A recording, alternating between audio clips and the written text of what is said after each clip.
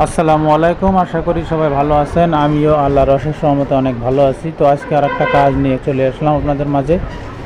এই কাজটা হচ্ছে আপনার সমস্যা হচ্ছে অটোমেটিক অফ হয় অন হয়। তো আমি এটাকে চেক করার জন্য পাওয়ার বাটনের যে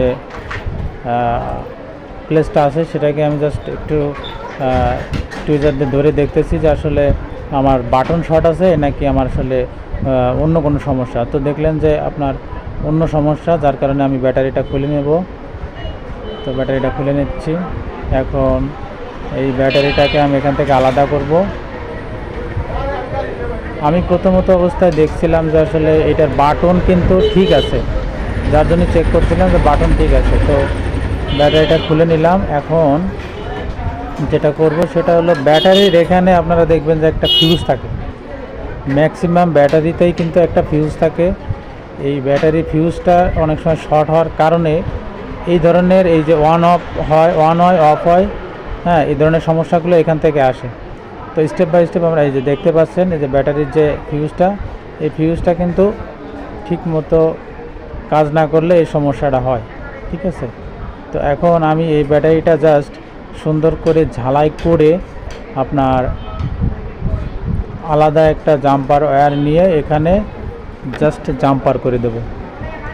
তো আমি একটা রাং নিচ্ছি, নেওয়ার পরে দুই সাইডে জ্বালাই দেব।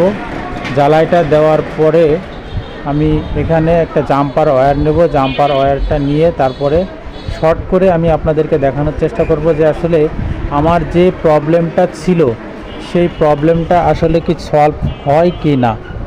আমি আশা করি প্রবলেমটা সলভ হবে। তো আপনারা দেখতে থাকেন আমার এই ভিডিওটা দেখলে আপনারা অনেক কিছু জানতে পারবেন। আসলে অনেক সময় না জানার কারণে কিন্তু আমাদের মোবাইলের যে অরিজিনাল ব্যাটারিটা থাকে সেই ব্যাটারিটা পরিবর্তন করে মার্কেটের যে ব্যাটারি থাকে সেই ব্যাটারিটা আমরা ব্যবহার করি। আসলে এটা কিন্তু না জানার কারণে। তো অনেকেই যারা বাসা বাড়িতে আমার এই ভিডিওটা দেখবেন তারা হয়তো মনে করতে পারেন যে ব্যাটারির সমস্যার কারণে এই ধরনের প্রবলেম হয়, যে মানে অটোমেটিক বন্ধ হয় চালু হয়, বন্ধ হয় চালু হয়। তো আমি আপনাদেরকে দেখাতে চলেছি যে আসলে এই ধরনের প্রবলেমটা এখান থেকেই সলিউশন করা পসিবল। তাই আপনাদেরকে দেখানোর চেষ্টা করব। তো আমি আসলে একটা জাম্পার ওয়্যার নেব। এখন জাম্পার ওয়্যার নিচ্ছি। জাম্পার ওয়্যার নিয়ে তারপরে ধীরে ধীরে আমি স্টেপ বাই স্টেপ আপনাদেরকে দেখানোর চেষ্টা করব। আপনারা আগে থেকেই কেউ ব্যাটারি চেঞ্জ করার চিন্তা মাথায় আনবেন না। প্রথমত অবস্থায় আপনি এই ব্যাটারিটা যে কোনো একজন সার্ভিসিং সেন্টারে গিয়ে আপনি তার সাথে কথা বলবেন যে এই ব্যাটারিটা আসলে ভালো আছে না খারাপ আছে। যারা জানে অবশ্যই আপনার ব্যাটারিটা চেক করে বলতে পারবে যে ব্যাটারিটার কি আসলে কি কন্ডিশন। ঠিক আছে। তো আমি জাম্পার দিয়ে সুন্দর করে একটা এই মাথা থেকে ওই মাথায় যে ফিউজটা থাকে ওই ফিউজটা শর্ট করে দিলাম। তো শর্ট করে দেওয়ার পরে আমি আবার ব্যাটারিটা আমার ফোনের সাথে কানেক্ট করব। কানেক্ট করে এই যে কানেক্ট করতেছি। তো কানেক্ট করে এখন দেখব যে আসলে আমার প্রবলেমটা সলভ হয় কিনা। তো দেখতেই থাকেন ভিডিওটা, আশা করি আপনাদের কাজে লাগবে। ঠিক আছে। তো আমি ফোনটা নিলাম, নিয়ে এখন বাটন প্রেস করব। বাটন প্রেস করে দেখব যে আসলে আমার সমস্যা কি সমাধান হয় কিনা।